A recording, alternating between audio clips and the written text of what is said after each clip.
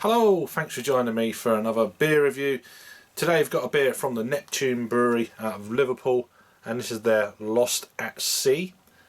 It's a West Coast IPA, then coming in at 6.2% ABV, brewed in collaboration with Lost and Grounded Brewers out of Bristol. So yeah, 55 IBUs on this one as well. This is part of their 6th birthday beer at Neptune, which is quite impressive. So West Coast IPA, it goes into tasting notes. I don't really want that. So yeah. Any other information here? So West Coast IPA brewed using Citra, Simcoe, Bravo. Thank you very much, and Columbus hops. So there you go. Thank you very much to my good friend Adam for the beer. Neptune Brewery is kind of neck of the woods up in Liverpool there. So yeah, have we got a date for this thing? Best before April of 2022. 440ml can. So yeah, Neptune Brewery used to be around a hell of a lot about 5 or 6 years ago down this way. I say this is the 6th anniversary, so 5 years ago. I remember they used to be around a lot more than they are now. It's weird how that works sometimes. So, beer in a glass. Whoa. I wonder if it's got what malts are in this. I'll check it out in a minute, but it's quite a almost like resinous. I mean, it says West Coast IPAs, I know, but wow, that really is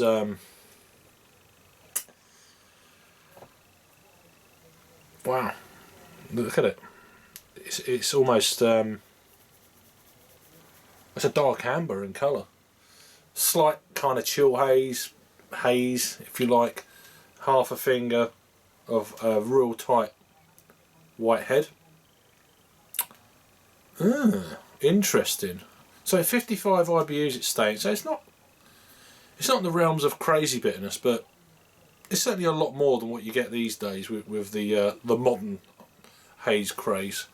So I'm intrigued. I like to try these West Coasters, or they're stated as West Coast, or the modern day West Coast, which so far I'm finding is completely different to what it was 10 years ago. Anyway, swirl and a sniff.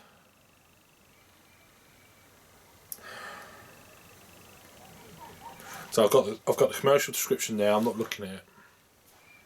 So what I am getting of this is a real kind of deep, dark cut kind of orange marmalade skin. You know, the rind. Apricot jam. Kind of sweet, sticky kind of aroma. I'm hoping it marries up with the taste, because I love that kind of style of IPA.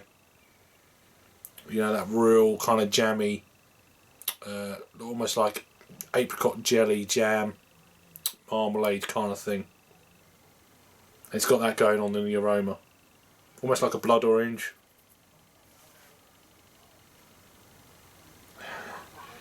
It's not particularly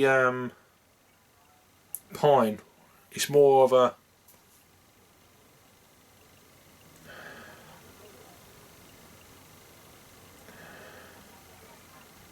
them real almost like blood orange marmalade. If you can't get blood orange marmalade, I think you can, but that kind of thing. So let's give it a try. It smells awesome. Cheers, Adam, mate. Fingers crossed on this one.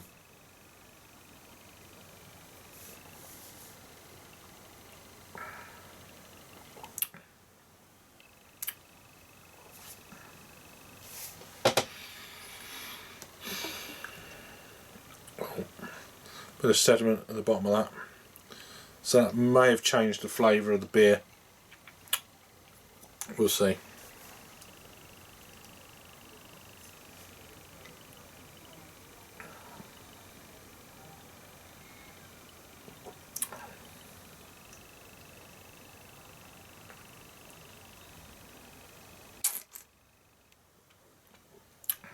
It's very sweet.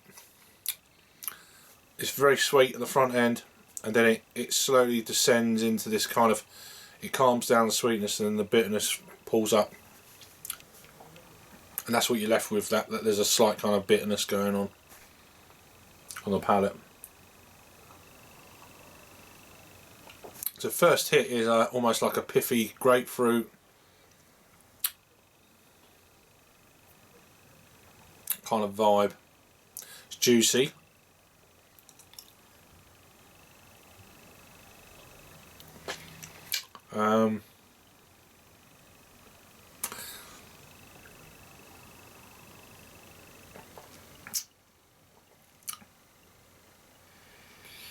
You are getting them slight kind of resinous hop profile thing going on, but it's not.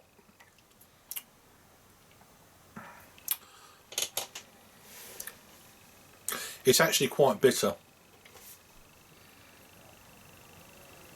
Trying to think of how to explain it.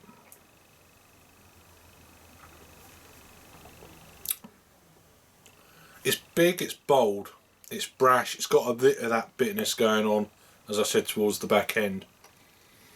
But it's not quite as that jammy kind of marmalade-y thing that I'm getting off the aroma. It's not kind of transcending itself down to marry up with the flavour. Having said that, it's still a very good beer. It's just when it comes to West Coast IPAs, for me, I'm finding that there's quite a bit of variation in the modern take of it.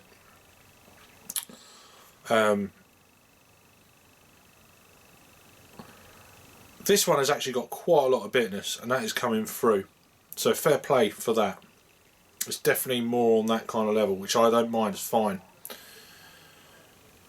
The bit I really like together with that bitterness is that, as I've said, that real jam, marmalade, thick, kind of sticky kind of edge to it. And it's not quite delivering there, but it's there on the aroma, but it's not coming through. Which is a shame, because it's just, do you know what I mean? Because I really do adore that kind of style of IPA.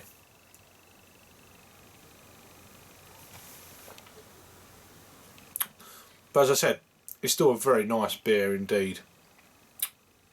There's a certain amount of sweetness there at the front, but it's not that real resinous, hoppy kind of lupulin that sticks in that kind of centre part of the palate and hangs around. It's more the bitterness that's hanging around. You've got that sweetness at the front, the bitterness at the back, and that's what you're left with. There's not much else to go with that, if that makes sense. For my palate, at least, anyway.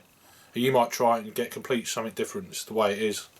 But having said that, I'd like to try this on draft. I think it'd be great. So if these guys are going to be in the Manchester Craft Beer Festival, so I'm really hoping that I'm going to make a little note of this one.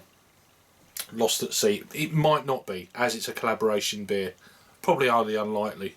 Limited release. It's not going to stretch all the way until the end of July. I wouldn't have thought. But yeah, it is quite a bit of beer. This is a bit of beer in that much beer. But it's quite nice to have that bitterness, because a lot of them are lacking. So fair play to them for that. This is actually there, from how I remember them a long time ago. But yeah, interesting one. So is there any more information on the can?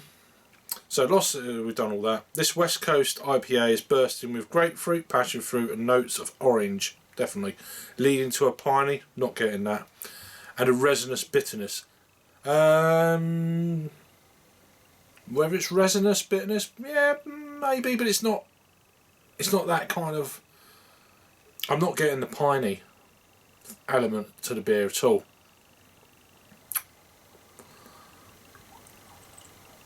I'm definitely getting orange peel jam, that marmalade, but it's not that real proper sticky sweet kind of, and then a bitterness. It's not that for me. It's a cracking beer. All the same. I know it sounds like I'm not giving it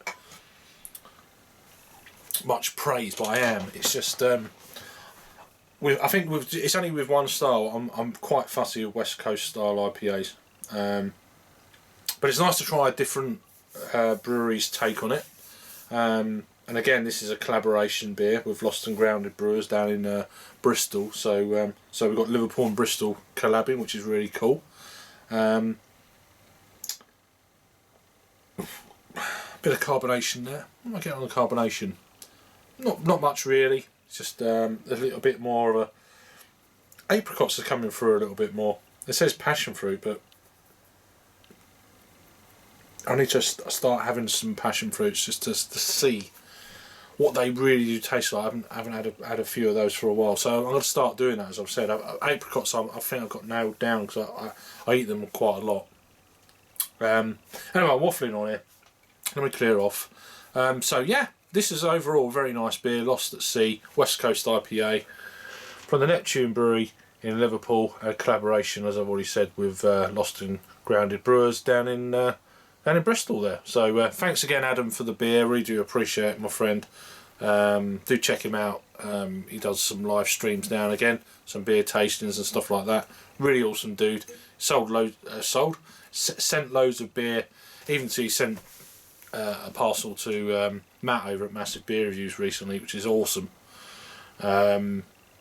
And myself and Thomas over in the Netherlands as well. So it's and that's about the third box he sent me, 6 beers or whatever it was he sent me. So it's like, I can't thank the guy enough. And as I said, I've met him fairly recently as well down in Bristol. What a lovely fella. And I look forward to seeing you in the Manchester Craft Beer Festival and all that. Anyway, thanks for watching then. Check out the Neptune Brewery. Check out Adam. Thanks for watching. You all take care. Keep safe, and I'll see you on the next video. Cheers.